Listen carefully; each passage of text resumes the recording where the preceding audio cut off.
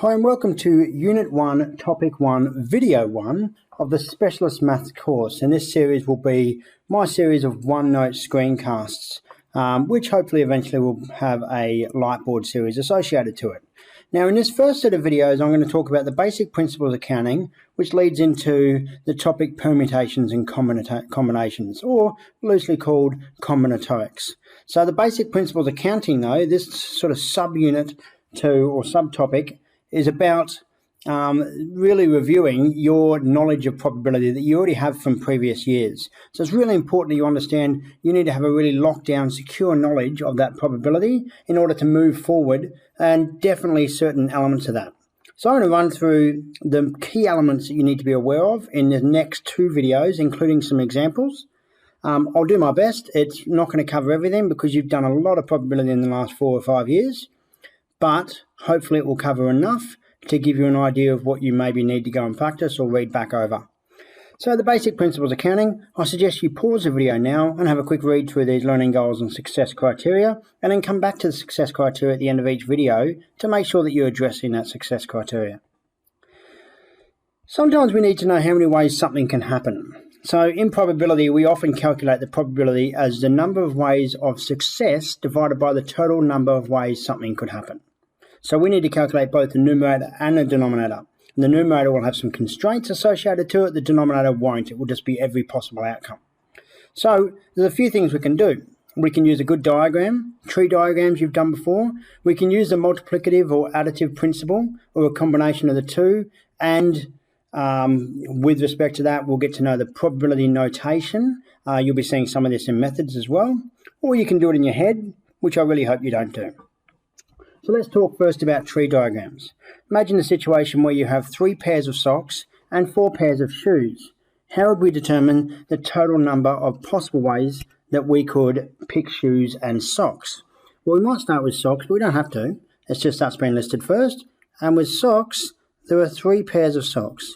Now you notice in terms of drawing a neat tree diagram that I've met the ends of each branch of this tree diagram at one single vertical line. That's a really important key to keeping it neat. And this is the end of my branch, and I'll start my next branch, which I'll do in a slightly different colour. I'll start it here, and it goes off into 4 places. 1, 2, 3, 4. And then I start the next one here, and it goes off to 4 possible places. And you can see I'm going to have a little bit of a problem here, and then I'll run out of space. But in being neat and planning a little bit ahead, I can make this work quite nicely. And so you can see here that whilst I have my socks and I have my shoes, there are 12 ways of picking socks and shoes. Now, I've got no description of the socks or shoes, so it might be that the socks are a distinct colour and the shoes are a distinct style or colour, but I don't have that information in this particular example. I just want to show you the number of ways that we could choose different combinations here. And you can see here that there are, in total, 12 possible outcomes. Now, of course, we might be in a situation where 3 pairs of socks don't have to be in pairs. So then we get down to an element of the multiplicative principle. We have socks, 3 pairs, and we'll call that SO for socks, and we have shoes, 4 pairs. And the multiplicative principle says that we just do 3 times 4, which is equal to 12. And certainly if you've had me as a teacher, I talk about multiplying along the branches. And we do that with probabilities or with options. And then we apply the additive principle down once we get our possible combinations, but we'll talk about the additive principle in a moment. Let's look at a more complex version of the multiplicative principle. What if the game for this example changed? What if we said something like, actually, there's 3 pairs of socks, yes, 4 pairs of shoes, yes, but we don't care whether we wear the socks in a pair, and we don't care whether we wear the shoes in a pair.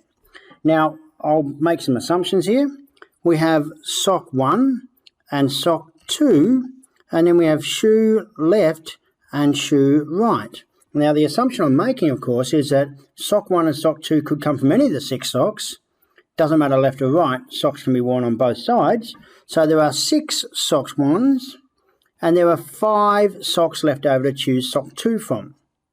And then I've got 4 shoes that are left shoes. I have to pick a left shoe for my left foot.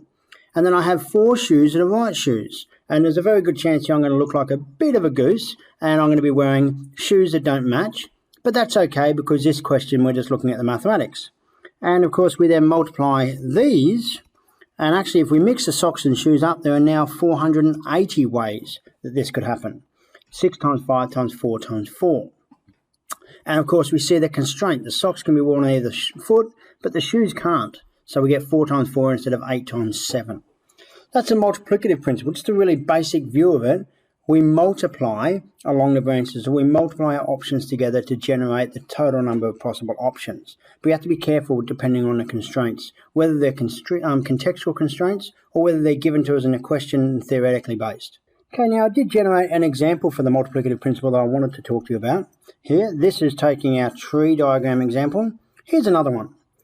Choosing a lunch. And there are 3 possible drinks and 4 possible sandwiches. So 3 possible drinks and 4 possible sandwiches is 3 times 4 options, which is equal to 12 options. Or, what if there are 3 pies and 4 sandwiches? So now we have the additive principle, because the difference now is that we have to apply the idea that there are 3 pies and 4 sandwiches. They are not a part of the drinks. They're part of the food options. So we might not have a sandwich, we might have one of the 3 pies instead. So now we have to consider what happens in this situation.